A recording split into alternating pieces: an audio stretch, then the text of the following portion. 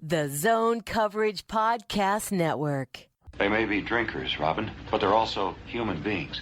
Hell yeah, let's get stinko.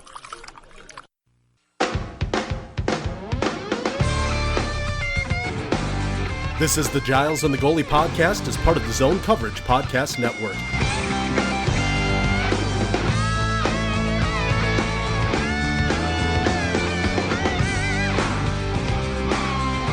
With your hosts, Giles Farrell and Ben Remington.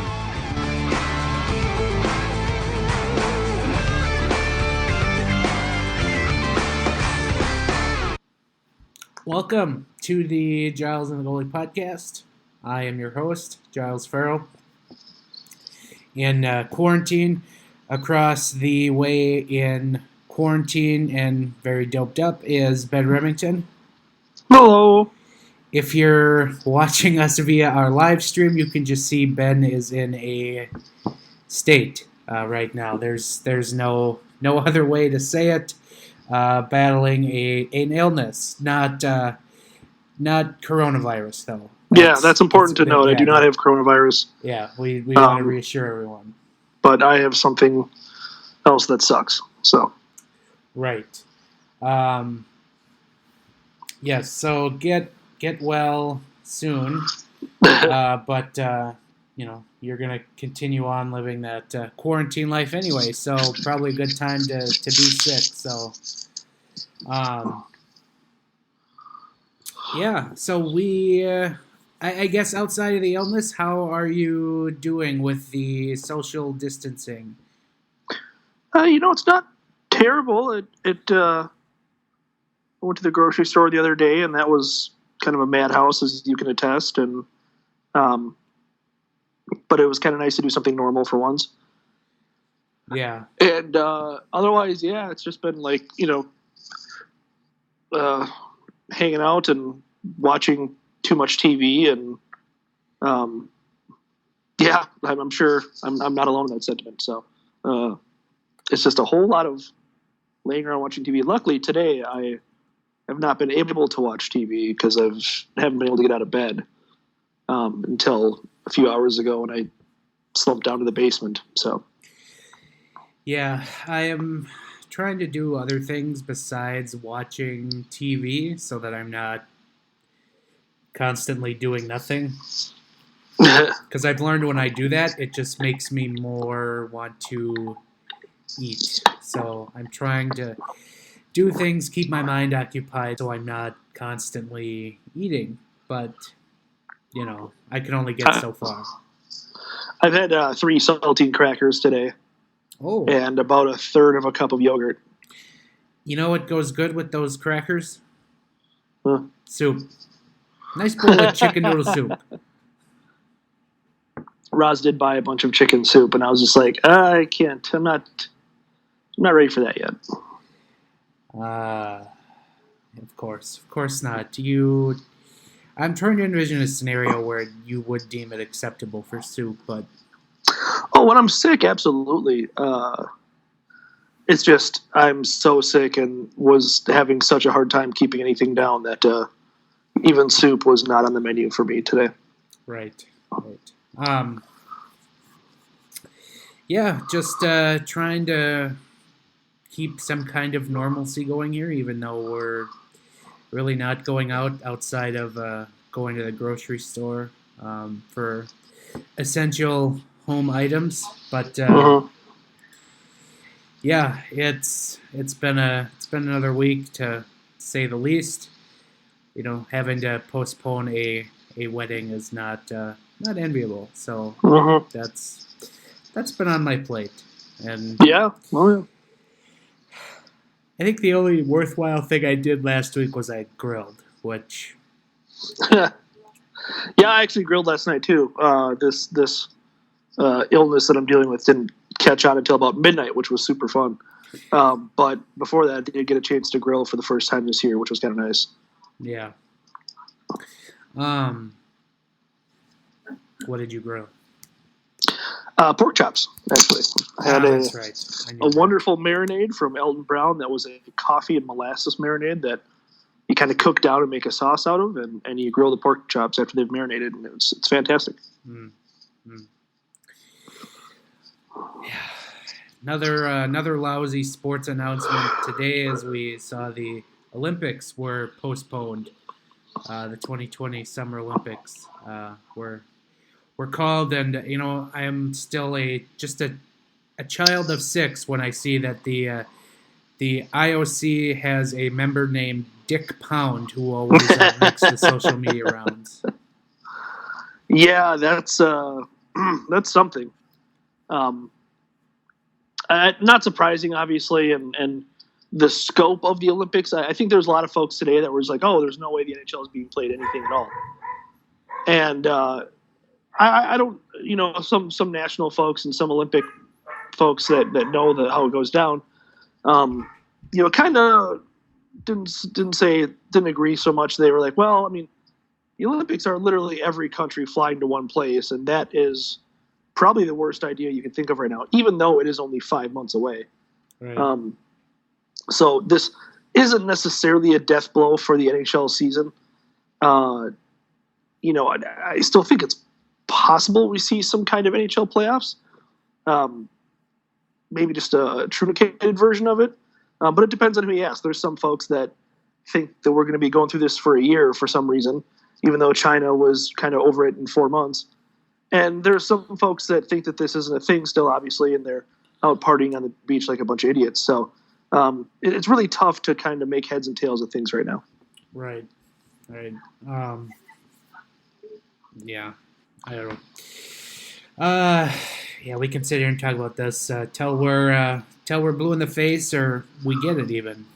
Who knows? But let's tally ho right along here. We actually have a game plan this week, believe it or not, because that would be appropriate for a podcast. This week we are going to rank all 18 goaltenders in the history of the Minnesota Wild that have played in a game. That's the key word, played. Did you want to elaborate on that a little bit more? No, I just thought it was a good time to do some episodes like this. So, everyone kind of likes the countdown shows. Those are fun if you watch them on TV. I saw one the other day that was the goalies of the 2000s, which was just a lot of fun to watch that and take that trip down memory lane. So inadvertently, that probably gave me the idea for this. Right. Yeah, so it's pretty simple. Like I said, it's going to be all 18 goaltenders that have played in at least a game in the history of the Minnesota Wild. So, you're going to get some goalies you may never have known you played a game for the Minnesota Wild. But we're going to go 18 down to 1. I threw together a list this afternoon. You and I probably had the same thing for like the first 5 on this list because we have no idea, about these goalies. Right. Unless you're a really big John Curry fan from 2014 or whatever that was. Hey, Maplewood's finest, baby. Yeah. No, I think it's important to know there's only 11 goalies for the Wild who have appeared in 10 or more games. So, the back half of this list, obviously, is chock full of the guys who didn't quite make that particular cut, I'm sure. Yeah. And if you are following on our live YouTube stream, you can feel free to chime in the chat at any point. As we go along here, we're keeping tabs on that as well. But first goalie I had on the list at number 18 was Zach Bierk. He played in, I think it was like 2 games in 2001. He started 1, I think. Yeah, or maybe it was just 1 game. It was a god-awful save percentage. I think it was somewhere in the 700. But, yeah, he was never seen from again after that. So I don't remember if it was him or the next guy that I'm sure is on the list. This was during the Roloson Fernandez days, where one of them was hurt. I believe it was Roloson was hurt, and Fernandez had a kid, I want to say. And it was either Bjerk or the next guy I'm sure you have on the list that came in, made 1 spot start, got absolutely just pumped, and was never seen again, basically. Yeah. That I'm guessing that would be Dieter Cochin. Sure. Played in one game for the Minnesota Wild in the 2002-03 season. He allowed 5 goals in a loss that year, in case you're wondering about that. So, yeah, I remember it vividly for some reason because I remember hearing about the situation. And then the headline the next day for the sports section, I forget if it was the press or the strip, but it said net loss. And I was like, jeez, like, they did not mince words when basically saying like, yeah, the Wild got their ass kicked because this jabroni was playing goalie for him. Like it was not hidden. So this was a 5-1 loss to the Edmonton Oilers. Okay, that was the one where Manny, I believe, had a child, if I'm not mistaken. It very well could be. But 2 goals from Jason Chimera for the Oilers in this game. Sean Horkoff had a goal as well. Jim Dowd with the lone Minnesota Wild marker. Good old Jimmy Dowd. Yeah. In case you were wondering how that game went.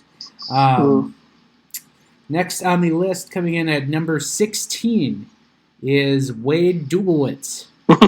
You may remember him from such teams as the New York Islanders. Mm-hmm. Wasn't he Rick DiPietro's backup? He may have been for a time. The only thing I remember about him is that I collected hockey cards back in the late 90s, and I always ended up with his GD card. And I was always a big mask guy, as you well know. And he was one of those weirdos that wore the birdcage, like Chris Osgood. Okay. And so I think maybe he changed to a mask later in his career. But yeah, that's all I know about Wade Dubowitz. I think he had a decent career, kind of as a journeyman backup. And I believe when he landed with the Wild, I think that was just about it for him. Yeah, he was with the Islanders in parts of 4 seasons. He only played 37 games for them. Wow. He really never got to be a backup, I guess. But I thought he had a longer career. I was way off. He played all those hockey cards, just fooled me. He had 3 games with the Wild, 1 start, and .853 save percentage, 1-1-1. That was the first season, wasn't it? That was his last year. No, the first season for the Wild. Sorry. No, that was 2000. I was way off. That was the Jose Taylor season. Makes sense. Right? Mm-hmm. I think so. I'm looking. No, it was. That was not Backstrom. Actually. That was the next year. It was Backstrom, Harding, and then Hudobin, who we'll come to in a little bit, and then Wade Dubowitz had a couple of appearances. So that was. I'm not sure what was going on there. I can't remember that far back. Yeah. That was also in the Todd Richards days. So. Try to forget. Yeah, you do. Number 15 on our list is Derek Gustafsson. Derek Gustafsson. If you remember him, because I do not, he played in a handful of games with the Minnesota Wild between 2000 and 2002. Sure. Literally just 5 games. Only all mop-up relief appearances. 904 save percentage in those 5 relief efforts. So that was in the Jacques Lemaire days. Sure. Actually, the bulk of his starts came the first year when the Wild goaltending tandem was Jamie McLennan and Manny Fernandez. Yep. And we're not too far away from Jamie McLennan. Nope. Number 14 on the list, John Curry. He was kind of a journeyman AHLer who got called up in the 2014-15 season for a couple of appearances. He had just 1 start. Didn't fare very well. Had an .800 save percentage in the 2 appearances he made with the Minnesota Wild. Yeah. I believe he had an overtime loss where the game-winning goal went off of his back. Let's see. It was fired high, and about ricocheted off the plexi and landed on his back and slid in. Either that or it was a game-tying goal. It was something. It was a very late goal that was important. Yeah, that's Wild The only thing I remember about John Curry. The Wild did lose in that start by John Curry. You are right, in overtime to the Jets. Yeah. Yep. Actually, that does sound about familiar. Andrew Ladd had the game-winning goal, so that sounds like something Andrew Ladd would do. Got him paid. And almost with the Wild. Ooh. Yeah. So that's your John Curry reference for the day. Next on the list, I have Capo Kakkonen. We haven't seen a whole lot of him yet, as we've said many times on this podcast. He deserves more chances, but we haven't got there yet. So he's still kind of in this list of we haven't seen enough of him to fully make a judgment.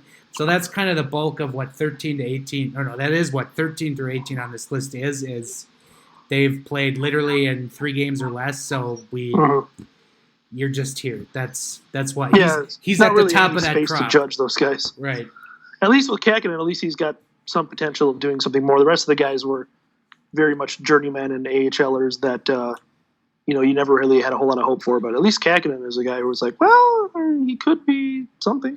Right. Now we get into the list where we've seen these goalies enough to make a basis judgment on them.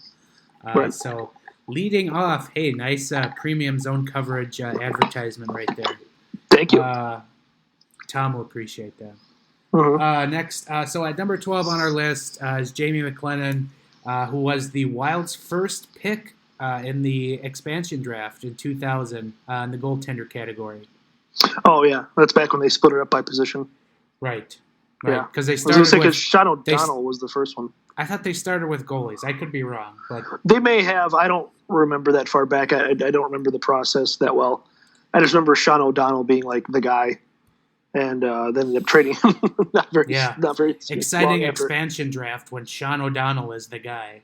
Yeah, I mean, just like equally Mark Denis was the guy for the Columbus Blue Jackets. Right? Yeah, compared to what Vegas got to pick from, the quartet in the late '90s there really kind of got a raw deal.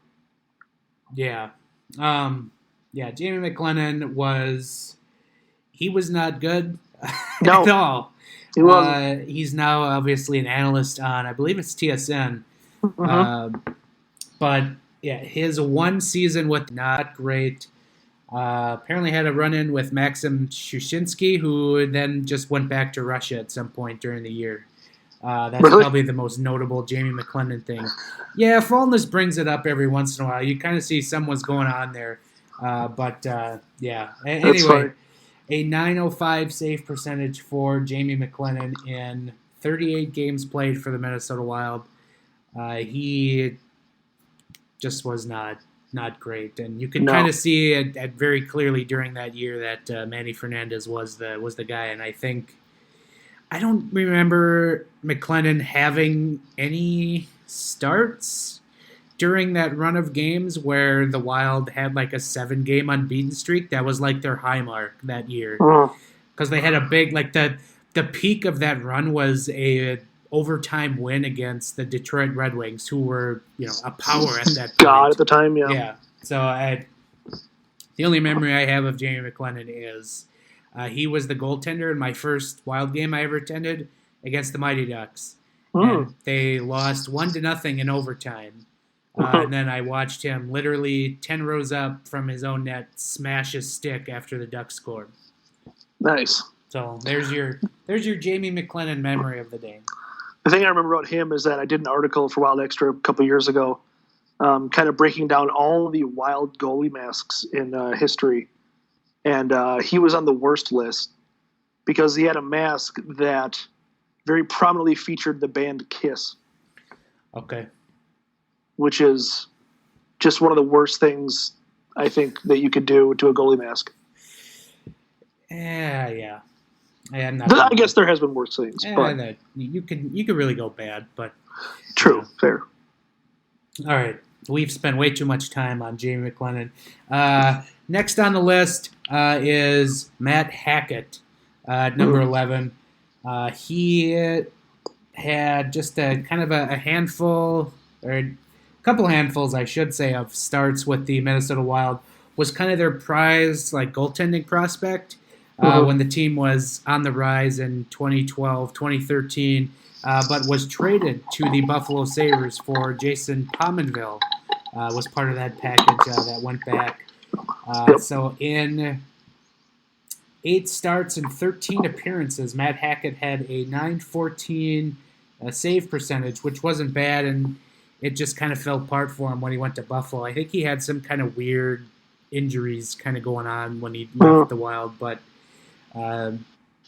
he wasn't bad, but you still kind of had that what could have been kind of thing with him. So he falls in here at number 11 on our list. Yeah, and I think the only worthwhile contribution he made to the team was getting Jason Pominville. Right. Who's lighting it up in beer league now? I saw that. That's pretty funny. Yeah. So next on our list is our favorite lightning rod on this podcast, South St. Paul's own Al Stalock. Like we've talked about, credit where credit's due. He's had a pretty solid run here before the pause, where you really didn't expect that coming out of Alex Stalock, but he's kind of cemented his spot on the team for next season because I think the thought might be, well, you don't know if he might be able to do it again, but at the same time, his track record is not good, so it just I don't know. I can't get too excited about the guy, unfortunately. No, and you never have. We never have. We've never had the same warm feelings that everyone else around these parts and to the north have had for Al Stalock. But in the 4 seasons he has been in the Wild net, a .908 save percentage, 37 wins, and 30 losses and 11 overtime losses. So he's lost more than he's won overall, and falls in at the 10th best goaltender in Minnesota Wild history. Yeah, I think it's become a good little bit for us with our Bulldog faithful friends. We're crapping on Al as this kind of more of a bit now than anything. Not that we love the guy. I think. Yeah, no, I am. Speaking of our Bulldog fans, I'm waiting for Pete to join the chat here so I can put him on timeout again. All right, next on the list, this is probably going to be controversial on my part, but I put Anton Khudobin at number 9 above Al Stalock. Sure. He had a very, very brief run with the Wild before he went on to better things. But in the rare appearances he did have, 6 appearances, he had a .955 save percentage. But because at the time, after the 2010-2011 season, the Wild were still fully committed to Josh Harding and Niklas Backstrom, and then they were having goaltending prospects like Matt Hackett and Darcy Kemper starting to make their way into the system. So it did make sense at the time for them to keep Anton Khudobin, and he's turned into a very good goaltender after his departure. So he falls in here at number 9 on our list. Works for me. Actually, I think the Wild should sign him next year. Yeah, we'll see. Yeah, entirely possible. Number 8, boy oh boy, we've got a fun one here. The Bearman himself, Ilya Bryzgalov. Down at number 8, Giles. Oh, come on. I had him higher. Who did you have him above? I don't remember, but I had him higher. I love Briz. I know. I felt bad that he only came in at number 8, but this is a sample size, obviously. Right. But most notably, winner of Game 7 against Colorado, making a whopping 1 save in replace of Darcy Kemper. But Briz had a very limited run with the Wild that year. I believe he was traded for, like at the deadline or something. Yeah, yep. 12 appearances on a .911 save percentage. He won 7 out of 11 games he played in. 7 out of 11 his starts. So not bad at all.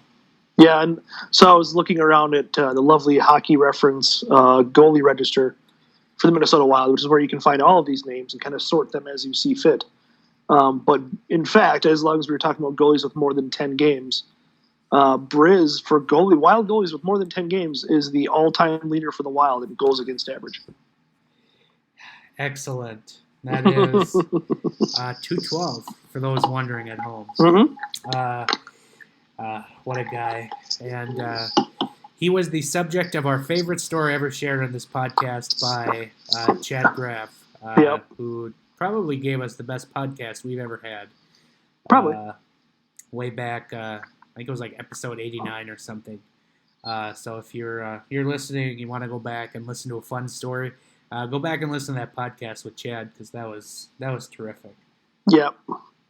Number 7 on my list is Darcy Kemper. He was like Matt Hackett, a prized goaltending prospect that the Wild had. Obviously, they could only go with one, so they chose Darcy Kemper. It looked like they made the right choice when he was their savior in the 2013-2014 season, getting them into the playoffs after starting pretty much down the stretch. But then he had the concussion in Game 7, so he had to be pulled. And really never was the same again after that for the Wild. He just could never get it going again, and the Wild ended up letting him go after the 2017 season, and he's gone on to do pretty well for himself in Arizona, having a terrific year, actually. But as far as Minnesota Wild goaltending related goes, Darcy Kemper is number 7 on my list. Yeah, I'm with you on him. It's tough not to rank him higher because of the success he had afterwards, kind of like Khudobin, who's turned out to be all right. But yeah, when you consider his time with the Wild, really was nothing special. He was kind of a decent backup. His final year here was not good as a backup. I mean, he was kind of a pariah, and I was kind of the only person who left to defend him. That leaves the Kings, kind of figures has great years, traded to the Coyotes. Has been, they've been fortunate to have him and Antti Ranta both really well for them. Yeah, weird how another goaltender just leaves and just finds decent success. I wonder if that has anything to do with, maybe a goalie coach. Yeah, it could be. I don't know. It's too hard to tell. Yeah. So, all right. Next on the list at number 6, I have Jose Theodore, who had a 1-year run with the Minnesota Wild because of Josh Harding's knee injury, which kept him out that year. That was a 2010-2011 season. Theodore went 29, 15, and 11 with the Wild that year and had a .916 save percentage, 271 goals against average. But he had a decent year, which came kind of at the very end of his career. He only played 2 more years after that. So the Wild were good to have him for that 1 year as Niklas Backstrom's backup, but that was about it. He was good enough to fall at number 6 on our list. Yeah, it was a pretty solid season for him, and it was he was very much a prodigy for the Canadians coming up, and then spent some time in Florida. And he had a little bit of an interesting career, but relatively solid. I was surprised how solid of a season he had for the Wild, actually. Yeah, considering he still wasn't signed when Josh Harding blew out his knee. Right. Which I thought came kind of September-ish or early October. I can't remember exactly when, but yeah, I was kind of surprised he was still out there. Because whatever, the NHL is weird with goaltending, so it is what it is. Yeah. Yeah. All right. Now we move into the nitty-gritty, the top 5. Have any guesses for who's at number 5? Oh, I'm gonna go with. I'll go with Harding Wrong. at 5. Oh, Manny? I put Manny Fernandez at number 5. Okay. And basically, to me, like 2 through 5 on this list are very interchangeable. Really? Okay, maybe 3 through 5. At even 2, I was kind of like iffy on, but like 3 through 5 for me were kind of interchangeable. But yeah, I have Manny Fernandez at number 5. Obviously, he was one of the original Minnesota Wild players. Played 6 seasons with the Minnesota Wild, 113 wins and a .914 save percentage, which the 113 wins, by my math, is third best in team history. And obviously he was one of my favorite original players. Obviously, he was a much better goaltender, as we pointed out, than Jamie McLennan that first year. I always liked his mask. He seemingly did as much as he could with the Wild Bear head logo into a mask, and made it a good look. Wasn't really thought of much of after leaving Dallas coming here, but he turned into having a decent career here in the Jacques Lemaire system before he was moved out. I believe he went to Boston after. Yep. Yeah, he went to Boston for just basically a cup of coffee before his career ended, as the Wild moved on with Niklas Backstrom after Fernandez left in 2007. But yeah, Manny Fernandez, number 5. I think I may have had Manny a notch higher, just because his playoff contributions were great. Right. I think he was like a .920 or something, or .929 or something save percentage in the playoffs. He really, that 2003 run, was really fantastic. Yeah, that you are correct. Manny Fernandez had a .929 save percentage in the 2003 playoff run, on which him and Dwayne Roloson still split time. I remember, I think it went something like the Wild started the series with Colorado and Roloson, and then they lost 3 out of the first 4. Then they switched to Fernandez. Next series with Fernandez, and I think it was like they lost like 2 out of the first 3, then replaced with Roloson, and they went on to win the series. And then somewhere Manny came back conference final against Anaheim, even though you could have had George Vezina in goal, and it wouldn't have made a difference because the Wild scored a whopping 1 goal in 4 games. So embarrassing. But yeah, Manny Fernandez, that's got to be the all-time team leader for save percentage in a playoff. Yeah, unfortunately, Hockey Reference didn't have the same chart for that as they had for regular season. Right. But I do believe that he would be the leader. Yeah. Yeah. All right. Next on our list, at number 4, I have Josh Harding. Sure. We've talked about him many times on this podcast, and we're both in agreement that we think he's the most talented goaltender the Wild have ever had. Yep. Out of the 18 that have suited up in a game for them, it just an incredible wealth of goaltending talent that we never really got to see. We got a very brief glimpse of it that 2013-14 year, when he was literally the clubhouse leader for the Vezina after like December, and then because of his MS, he basically had to shut it down, and he was never seen from again. Right. Which is just unfortunate because, again, he was a tremendous, tremendous talent.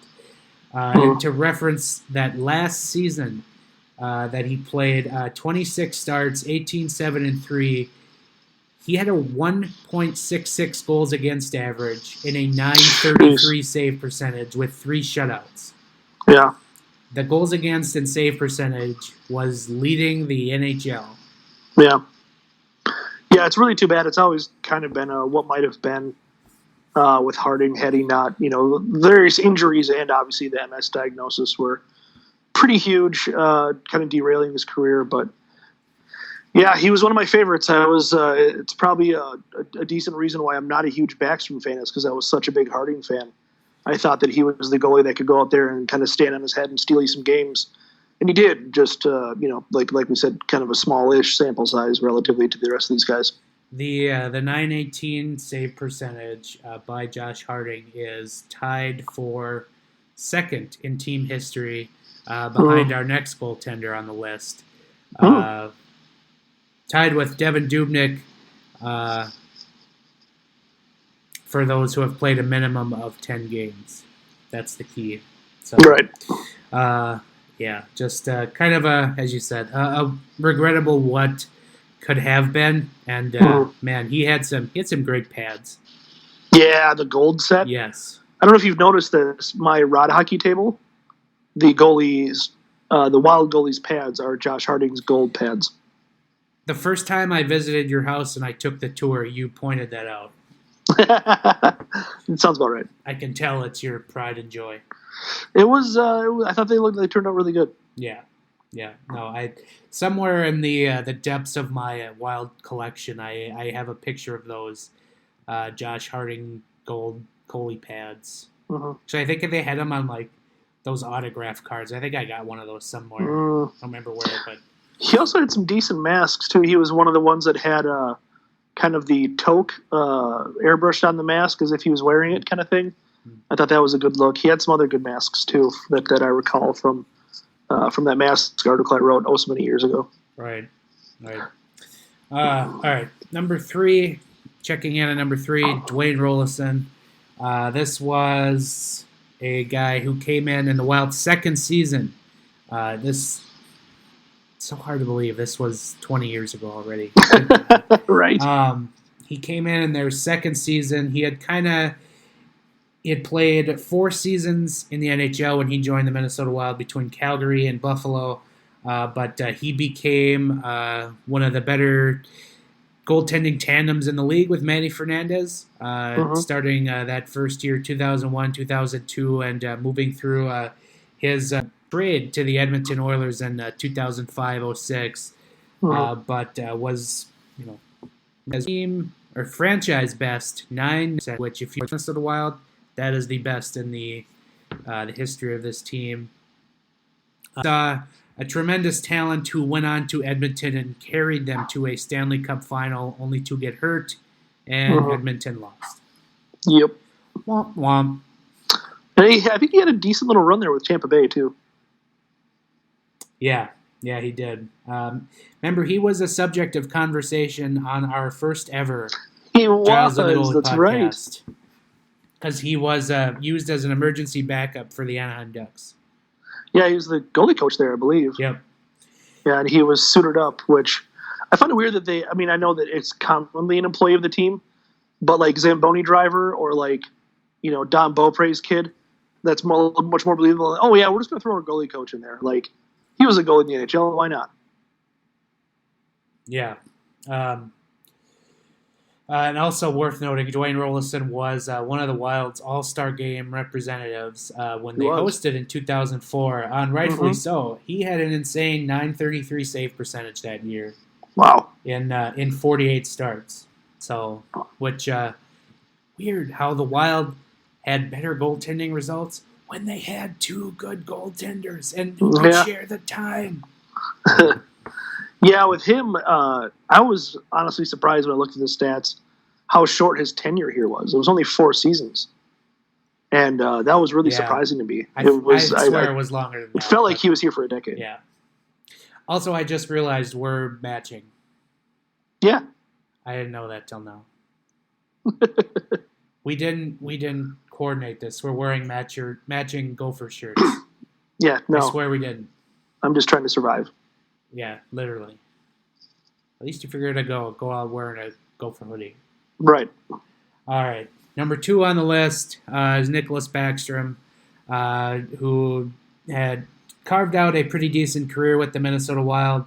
Obviously, I feel like the the younger crowd nowadays probably only remembers Backstrom as that guy was putting them in a goalie bind at the end of his career because they couldn't trade him essentially or buy him out even. But he came into the league 2006-07, was a very key cog in that team, which had then a franchise best. It was like 106 points or something like that on the season, and had a .929 save percentage that first year, sharing the goal with Manny Fernandez, and was their goaltender of all 5 games in the playoffs that year, if I remember right.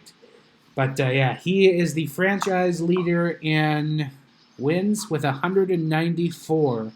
Was basically their workhorse from 2007-08 through 2012, 2013 season. About that, yeah. And then that's when injuries kind of ran up with him.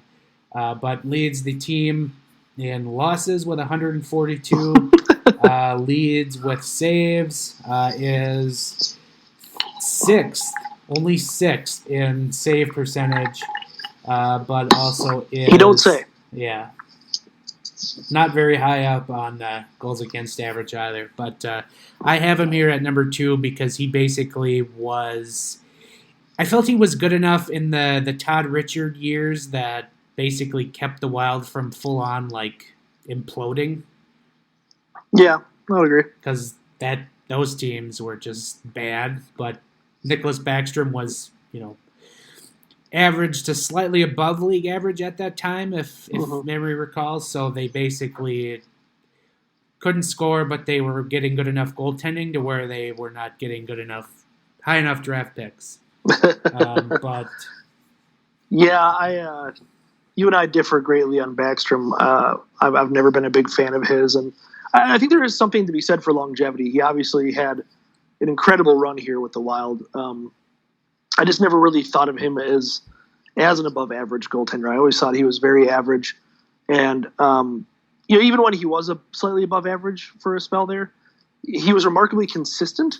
And he was a guy who I always felt would, let up 2 goals every game, but that was it. He never really got shelled. But he never really stood on his head either. And I think that's what I didn't like about him, because Harding, as we had mentioned, was a guy dynamic as a goaltender. And again, I was a big fan of him. So that was always the thing with Backstrom. That, and they had a really good chance to trade him. I forget what year it was, but his contract was expiring, and I think they could have gotten a king's ransom for him, and they didn't. And then we kind of know how that contract turned out. So right. So basically,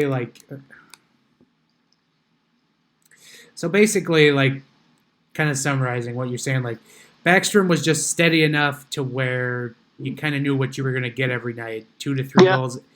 Josh Harding was so good, so talented. Basically, he could, get you a 50 save shutout. Yeah, no, he definitely could. He was that guy. He maybe was a little more consistent, but like we said, very talented, obviously. For those watching via our live stream, everybody say hello to Teddy, my other cat. Mauer joined last week. Teddy this week, and is kind enough to put his ass in my face.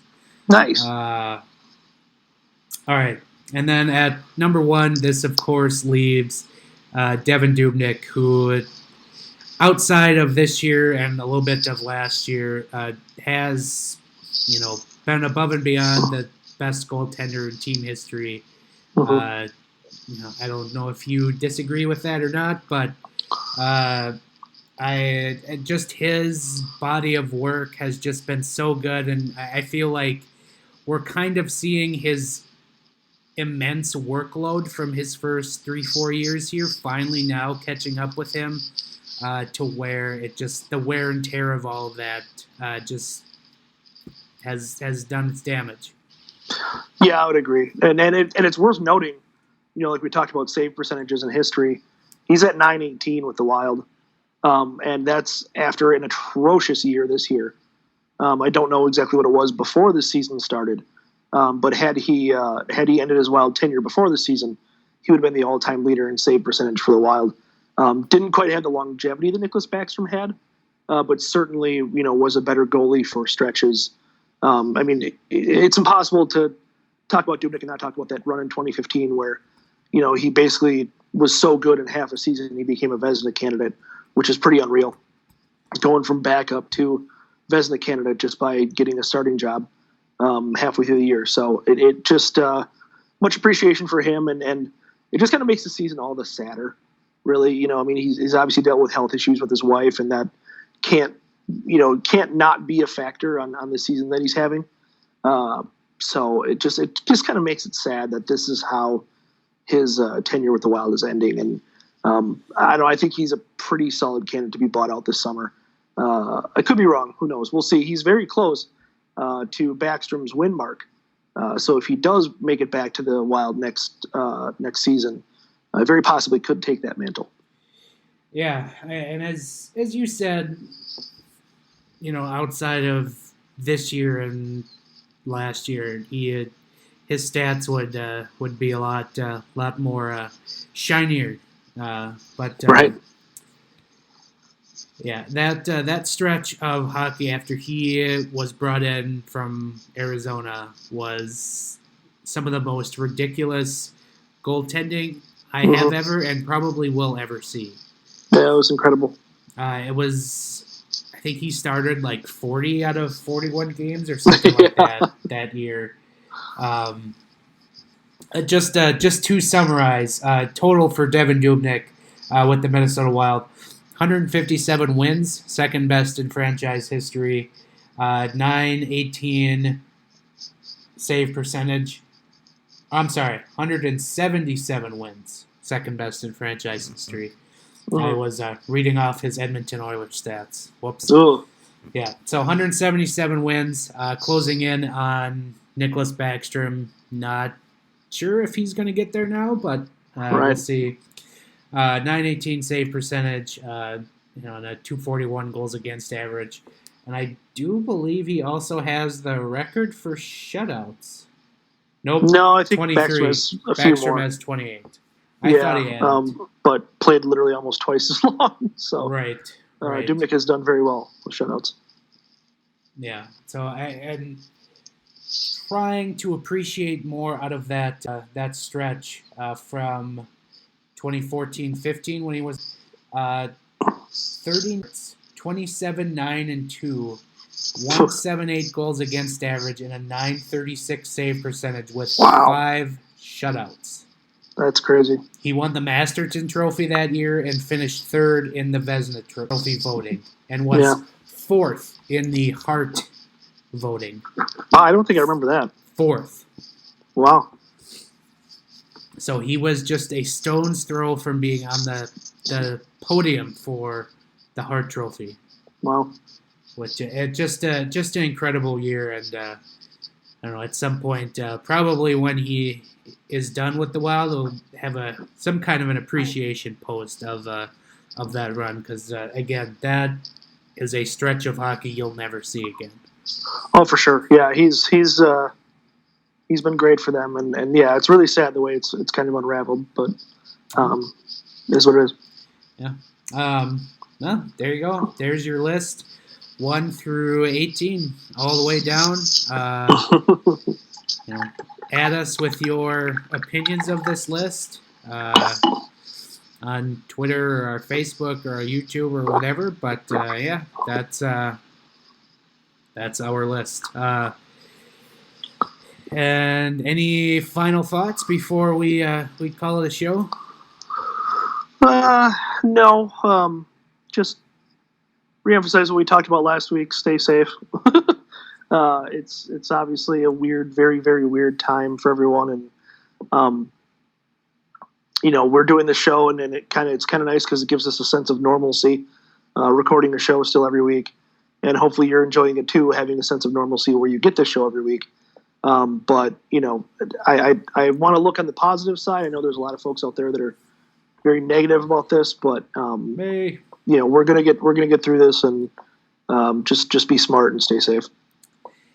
Yeah, I'm not gonna lie. It was fun to forget about life for an hour doing this show. Yeah. I think that's kind of the driving point of why I keep coming back and doing this, especially right now. As I don't get. That was a close up. I don't get many distractions from everything that's going on right now because I'm essentially living in this bubble where it's just it's kind of like an echo chamber. It just you can't escape it. It's everywhere. So having an hour to just kind of get away and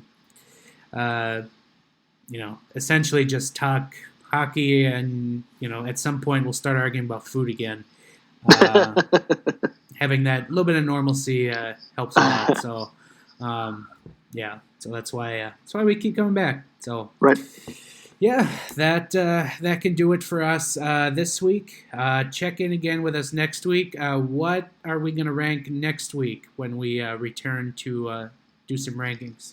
Yeah, next week we're going to shoot for, and hopefully we can get this done, the top 10 Wild players of all time.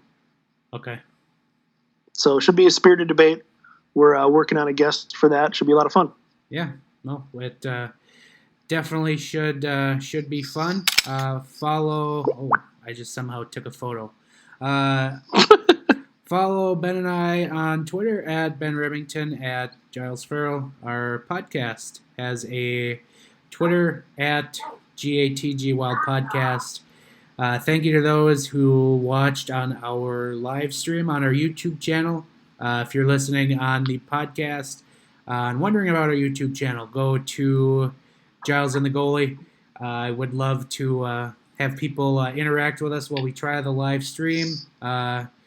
Shout out to my mom, who was the first one to chime in our chat on the live stream. So that's that, I guess. You can subscribe to this podcast on iTunes, iHeartRadio, Spotify, Google Play, SoundCloud. Basically, anywhere you consume podcasts, we're going to be there. If you do listen on iTunes, please leave us a rating. It helps us immensely. Thank you to the kind soul who gave us 5 stars last week. Much appreciated too. Yeah, thank you. I also write at zonecoverage.com. I'm trying to get out some content here. It's been tough this last week, but I'm trying to get back into the grind and work on some Minnesota Wild content to give a little bit more feel to the normalcy that's going on. So we'll hopefully have some here in the coming days for you. And you can also find every episode of this Otherwise Fine podcast at that website as well. So that will wrap it up for us this week, and we will.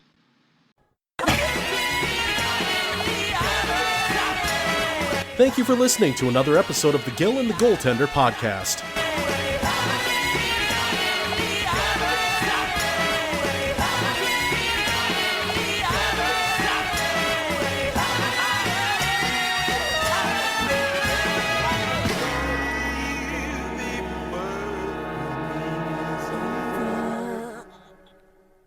That's not resiliency. You're making it sound like we're good. That's all. I'm done.